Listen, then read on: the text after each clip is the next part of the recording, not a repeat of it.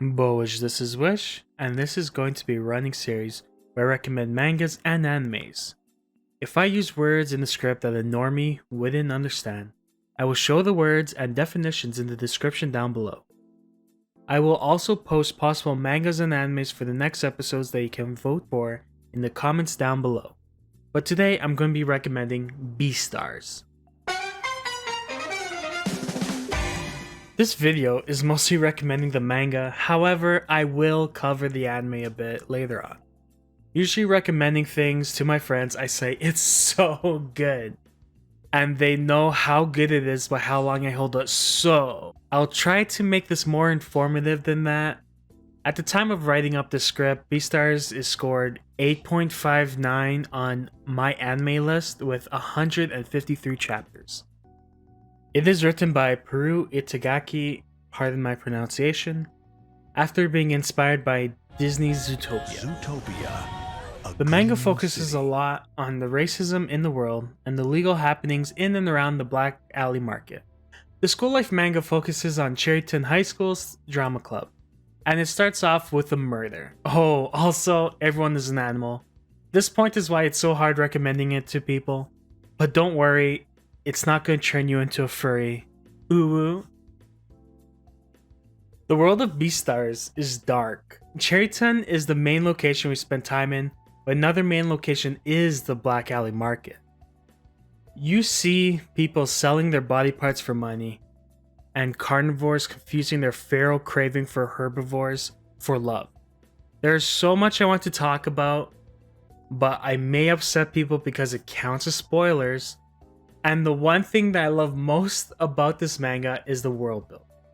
Almost all the questions I have, and some I didn't even think about yet, are answered. Some of them are fish people? Is their religion or faith? What happens if a carnivore eats a herbivore? How about eating a little bit? Are poisonous animals segregated from the others?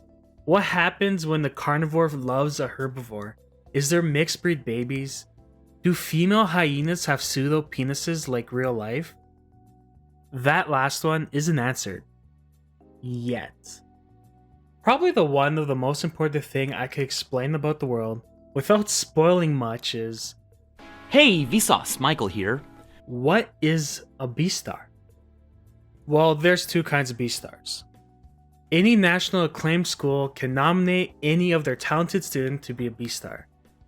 The title gives those students high social status, and they are treated as celebrities. The Beastars then go through special training, and among all of them, one of them becomes the Sublime Beastar. The Sublime Beastar is seen as a super celebrity, a god among men, if you will. Let's talk characters.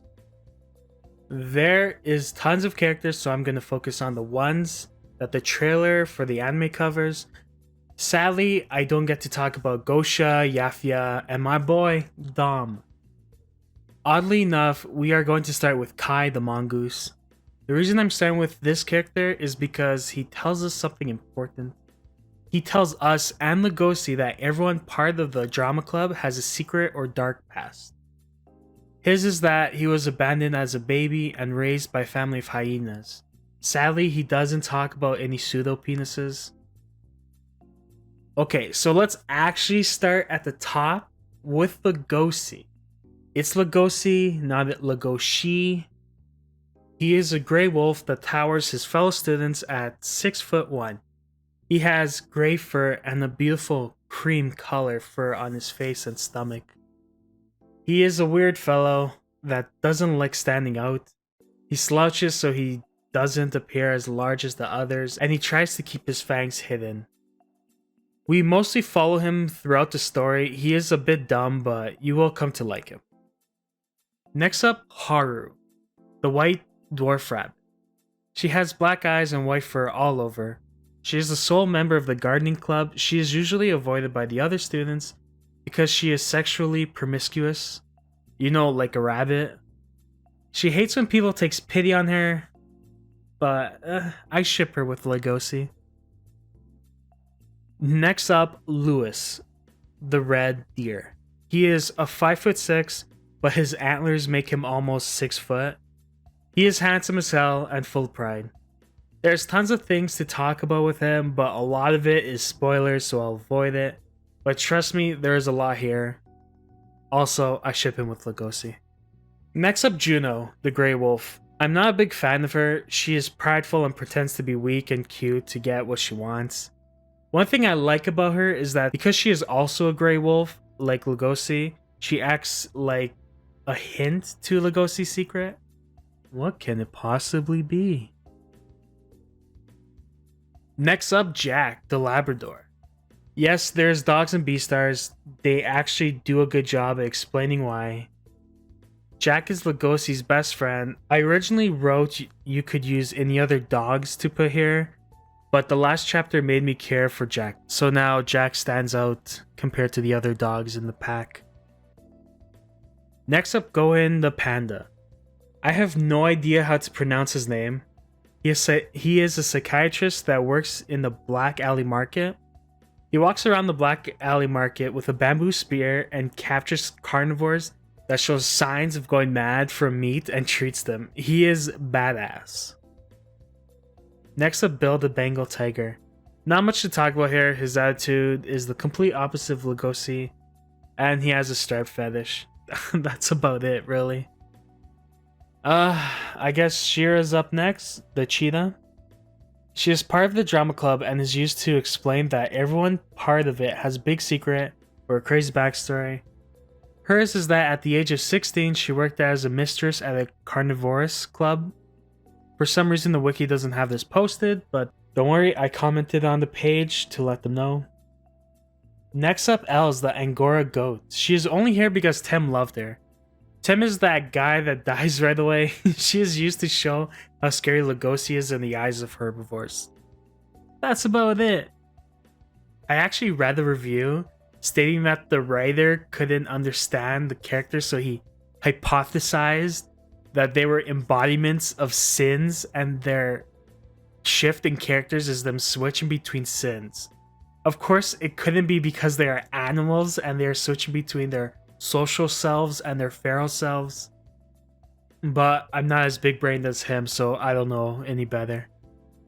I went over the most basic things I can of the characters. The main characters get really fleshed out and developed over time. I couldn't really go over too much stuff because I don't really want to spoil anything, like how Lugosi can't marry a herbivore and all the shippers ignore that. Hopefully he finds a way to change it because I refuse to ship Lugosi with Juno. Maybe I'll ship him with Melon, I guess. I don't know. I was going to end it with that, but I guess I should say a few things about the anime.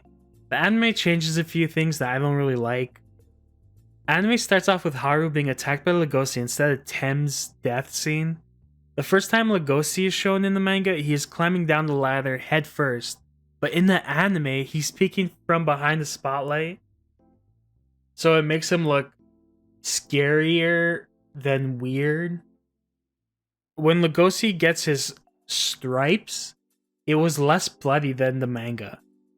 Hopefully they don't make the anime less dark and gory. But one big plus is the opening is awesome.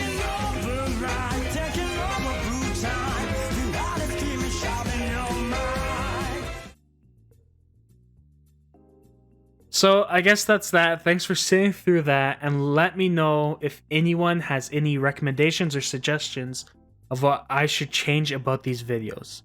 So for the next video, your choices is a homeless guy, a necromancer, or a magical assassin. I'm keeping it vague so you have troubles guessing which mangas, webcomics, or animes they are.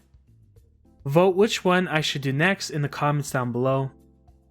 And the first person to guess which anime, manga, or webtoons I'm referring to will get a shout out. Once again, thanks for watching.